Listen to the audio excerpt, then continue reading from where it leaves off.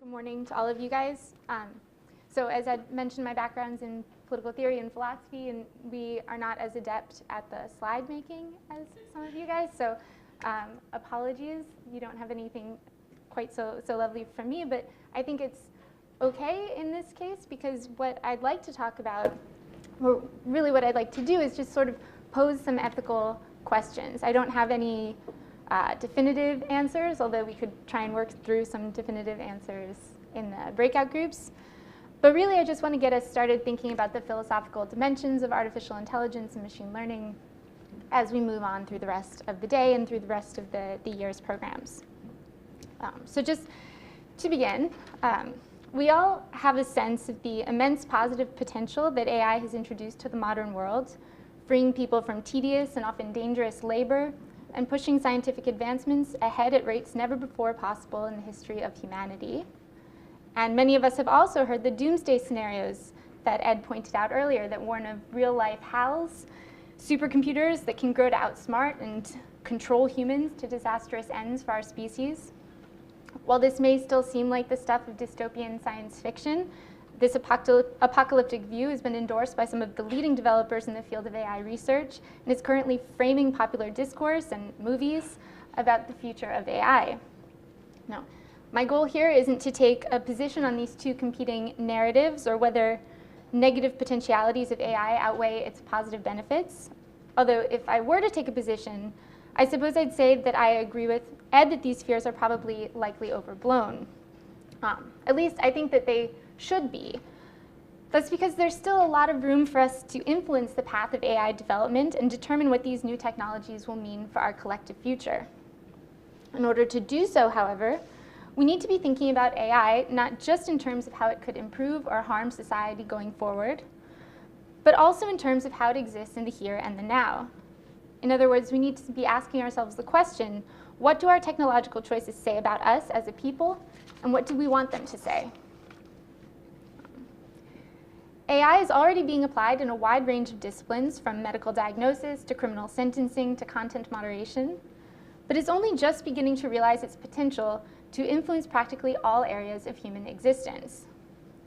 As these technologies continue to advance and increasingly come to mediate the lives of everyday individuals across the globe, it becomes necessary to consider how they may reflect prevailing philosophical norms and preferences. Equally important, we need to think about how the choices we make now regarding the areas we choose to pursue and the architectural design of individual AI technologies can impact human values in the future. As Ed mentioned, CITP has recently teamed up with the University Center for Human Values to start exploring the philosophical dimensions of AI and machine learning with an eye towards producing a positive impact on the development of this emerging field.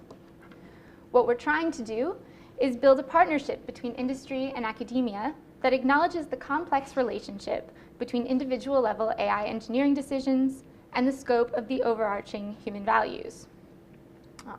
In the spirit of this endeavor, we'll be pooling resources from philosophy, engineering, and social science in order to develop a set of intellectual and reasoning tools that can be used to guide practitioners and policymakers in developing the ethical frameworks that will ultimately underpin their technical and legislative decisions. In a workshop on October 6th, CITP and UCHV brought 5 leading organizations in the field of AI to Princeton in order to discuss case studies in light of the ethical dimensions that they raise. Despite the fact that the technologies under consideration were all very different and each case focused on a unique industry, from social networking to education to law enforcement, several common themes emerged. I'm going to just discuss a few of the most salient issues here, but I expect that plenty more will come up over the course of our discussions later and in the afternoon's presentations. So just to begin, one of the themes that featured most prominently in this workshop was the question of to what extent user preferences ought to dictate the development of AI technologies. We heard repeatedly from companies that users are saying they want them to act, that they're asking for new, smarter technologies to be developed and made accessible, as Nick was saying earlier about these free speech and censorship technologies. Sometimes this ask comes in the form of explicit requests for consulting services and the development of new technologies. Sometimes companies infer consumer demands from survey data and panel studies, But either way, they determine what users seem to want and then try to deliver. Different corporate and industry cultures determine the different ways that they're going to respond. Some are more willing to say no, and some feel like they have to respond with yes all the time. But either way, they both reflect the idea that industry should be responsive to consumer demands. Now, at first, this might just seem like a truism, but there's a value judgment implicit in this consumer-driven construction, one that should at least be considered in the open. What does it mean to say that AI development should be responsive to the popular will? Is it really enough to say that if people claim to want something, companies should provide it? Is that sufficient justification for introducing new technologies to the world that may promote certain social goods but infringe upon others? Are there additional questions we should be asking? In responding to this suite of questions, or at least trying to, the first thing we need to do is consider whether consumers really know what they're asking for when they demand innovation in AI. In other words, is consumer demand well informed, and are we as a people being made aware of the potential consequences of individual technological choices? After all, a technology developed for one purpose may be easily co-opted or extended to other purposes. These extensions might bring us far afield from the original requests. Often it's not clear in advance how a new technology could later be used by various actors who will have access to it. AI purveyors note this as a concern, sometimes expressing surprise at the way that rogue developers and individual users end up using their products in the wild. But when this happens, who should be responsible for negative outcomes? Those who extended or modified these technologies? The original developers? The customers who created the demand in the first place? A market economy of AI, or a market economy model of AI, does little to answer these questions of responsibility and accountability on its own. Second, if the development of AI is conceived as being responsive to consumer preferences, we need to be aware that consumers may have conflicting wants. In fact, for the most part, they do. They may, for example, want search engines to do a better job of filtering out fake news or denying potential terrorists access to information they might use to harm others. When companies fail to perform these functions, they may sometimes face public backlash and calls to action, to be more proactive. But the same consumers who might chastise AI purveyors for not doing enough may simultaneously express concerns about the loss of privacy and the threats to liberty of conscience and liberty of speech. In other words, they may approve of the ends but not the means, or they may actually be hoping for contradictory ends, freedom to explore new ideas, for example, but also security against ideologies that might produce harm. And so when consumers are asked whether they want a particular AI product, it needs to be in the context of a more comprehensive series of questions. Where user preferences reflect internal inconsistencies, there must be a way to determine which goals are most important. Can we strike a balance? Who makes the final call and according to what criteria? But even if users are well informed of what they're demanding and companies are able to provide these services without infringing upon other values, which may in many cases be impossible, we still need to grapple with the idea of consumer sovereignty as the most important interest pushing intellectual and technological development. This is often taken as a given within capitalist systems, but maybe it shouldn't be. In determining the future of AI, we need to ask ourselves, does AI exist to satisfy the individual wants of those who might be affected by it, either by having something to gain or something to lose? Or is there some greater social will that we also need to be considering? In his most recent book, #Republic, Cass Sunstein argues that information technologies do not exist merely to satisfy consumer preferences. Instead, they are protected and even nurtured because they help to ensure and reproduce a healthy system of democratic self-governance. Information technologies help us to function better as citizens, he argues, by freeing up our time and creating opportunities for us to deliberate about our political worlds. These are good things. They can make us healthier, smarter, more capable, and better informed citizens and people too. That's part of why we value these technologies. But what happens when consumers demand products that interfere with these ends? What happens, for example, when users exhibit a preference to engage primarily with those who share their pre-existing opinions? In the case of AI, Is it the responsibility of corporate actors to accommodate those preferences and enhance our ability to sort into homogeneous mini-publics? Simply because that's more fun for us, that's what we're going to do, and if they don't do it, we'll go somewhere that does do that for us? Or do these companies have a larger democratic duty to expose us to ideas and people that we might not want to engage with, but the experience of which will make us better citizens, more tolerant, understanding, empathetic people? Even removing the responsibility that private corporate actors have to their shareholders and employees, these questions reflect two sets of important conflicting values, those of the individual and those of society as a whole. This conflict between AI as an industry that ought to be responsive to individual consumer demands and one that serves a greater democratic purpose should be at the center of philosophical debates on AI. And there aren't any easy answers here. In part, that reflects the ambivalence of the Western liberal values inherent in these systems that place the individual at the center of discussion, but are also situated within participatory democratic systems. Tech companies, even outside the United States, have been deeply influenced by the industry's libertarian roots. This is generally meant promoting the primacy of the individual, a respect for negative liberties, and a toleration of diversity. But while the introduction of AI has helped to enhance liberal values in many ways, it can also butt against them. Specifically, justifications that these companies are merely giving the people what they want are often undermined by paternalistic practices in real life. Now, the term paternalism might feel a little loaded, but I don't mean to say that it's always or necessarily bad. There are real reasons to think that elites within the world of AI might know better than the people what they really want.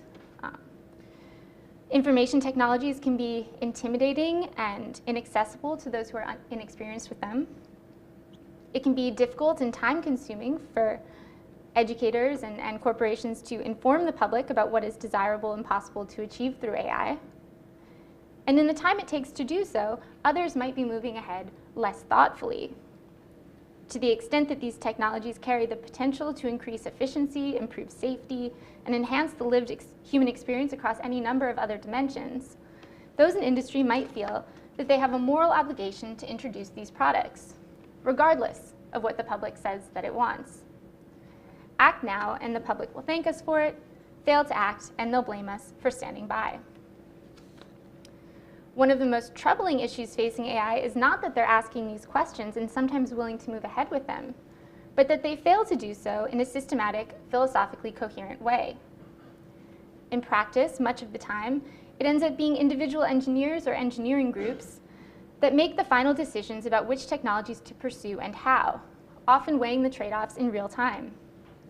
In such an ad hoc system, it's hard to blame them for choosing any one particular set of values. So I'd say that their moral culpability is diminished by the fact that they're not even always aware that they're making value judgments. The decisions about who to design for, whose knowledge to draw from, and who will oversee these systems, these all reflect individual assumptions and biases that get built into our technological infrastructure. Each choice might be minor, but as a whole, these decisions can have disastrous, or at least immense, outcomes. Another problem is that these value judgments are often being made behind the public gaze, and by individuals who do not see themselves as being responsible to a public from which they derive their authority to act. While government intervention isn't always, or even necessarily most of the time, going to be the answer when it comes to ethically sound decision-making in AI, we should be worried about ceding the ability to corporate entities that lack transparency and democratic accountability. Currently, AI companies are given a great deal of latitude. Industry giants like Facebook and Google are now larger and wealthier than many nation states, and they have a remarkable amount of influence in regulatory processes. In many ways, this makes sense. Governments adapt slowly to new technologies, whereas corporate bodies are more nimble and can move quickly. Because they're there, actually on the ground, they also know what's feasible and can respond effectively to empirical realities. But affording private corporate actors this kind of freedom to choose and pursue their own ends, even if we can trust that they're doing the right thing, which not everybody does, this introduces concerns about transparency. People expect to have a say in the world that they inhabit. This is part of our participatory culture, and one that information technologies helped to build over the past 30 or 40 years. Unfortunately, we as citizens can't always see what's going on behind the curtain. Can't always see what's going on behind the curtain in AI development, and this makes people nervous. As long as purveyors of AI continue to treat their technologies as these opaque black boxes, users will have cause to worry. They won't know what it is they're getting, or why, or what the alternatives might have been. They won't understand how choices were made, and developers and producers will not feel that they have a duty to present reasons accessible to all in order to justify their decision-making. That is going to stymie the thinking of the developers in the first place. But it's also going to lead to many on the receiving end of these technologies feeling inefficacious and fearing the future. They rightly sense that they have very little power to directly influence choices that affect their lives.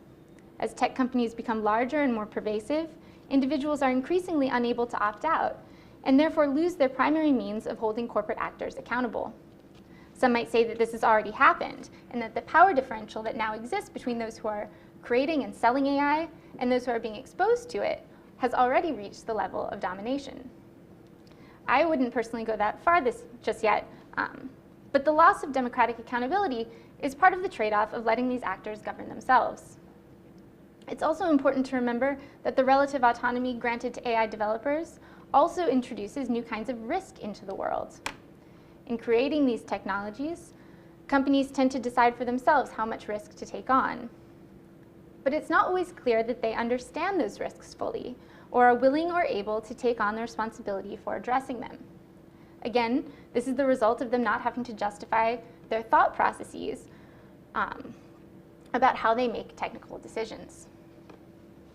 But there are major risks that need to be addressed, and not just in terms of threat to profits. The development process involves a great deal of research and experimentation on human subjects, often on people that don't really understand that they're being researched and experimented on. Even if the ends truly are worthwhile, we need to be wary of causing more harm than good to the individual when we administer experiments on them. This means answering hard questions about what harms we might be causing and why.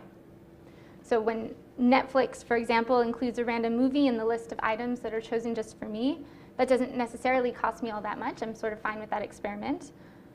When a judge decides whether to send me to jail based on an algorithm that even she doesn't understand what goes into, that might cost me quite a bit. And in terms of things like medical diagnosis, treatment, even organ transplants, the design of AI can be a matter of life or death. We might reasonably think that we have a right to know how decisions are made and according to which views of the world, whether it's a utilitarian perspective, for example, or one that values human life and human dignity. We might also think that we have a right to appeal when AI causes us harm according to an ideology to which we do not or would not consent, or when we feel like we're being treated unequally. So the question of equality comes up again and again in AI ethics. This is true in terms of the more micro questions, but also on a macro level, how AI influences our major social institutions.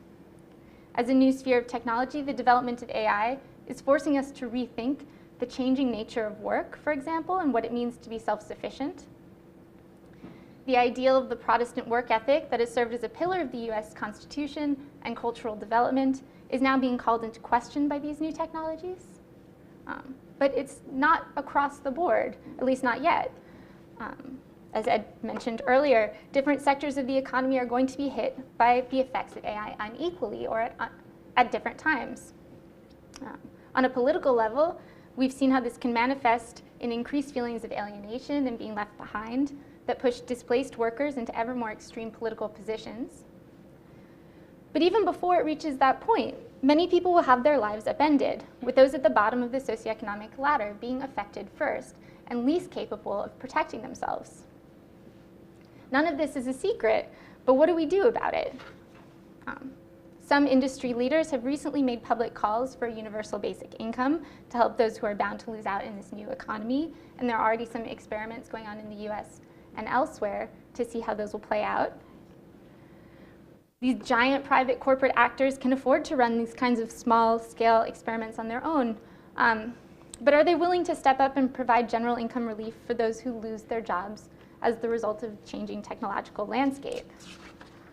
More importantly for me, should they be responsible for doing that? Is it the responsibility of a private company to protect the people, or does that fall on more representative institutions? Should AI remain a decentralized, relatively unregulated field, or is it more like a public utility with widespread social effects? In that case, we might need centralized policies, either through industry cooperation or government entities, that can steer growth and incentives in the right direction. What even is the right direction? Who decides? Once we have decided, how can it best be achieved? We've seen similar questions play out in other areas of scientific and technological advancement.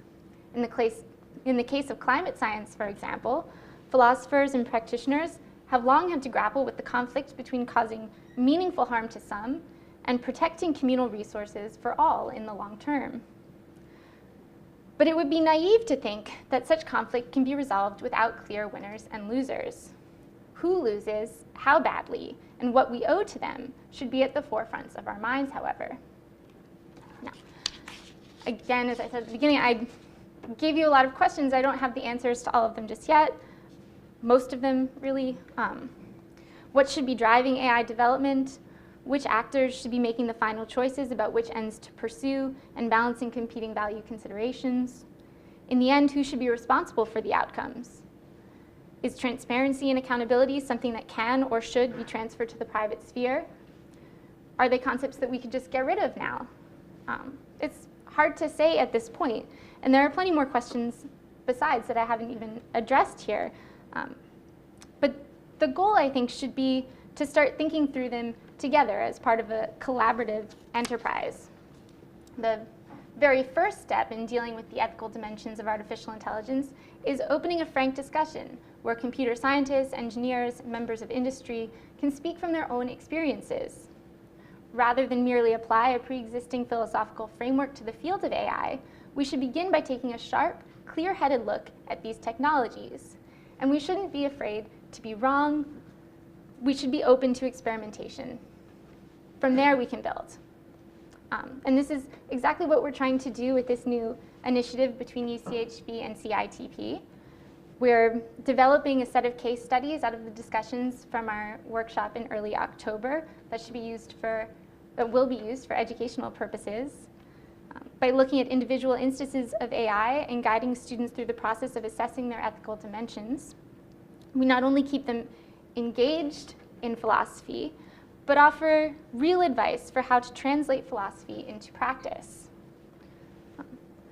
We're also starting work on a foundational paper in AI ethics that makes explicit the necessity of an ethical framework and understanding of political philosophy for policymaking in this field.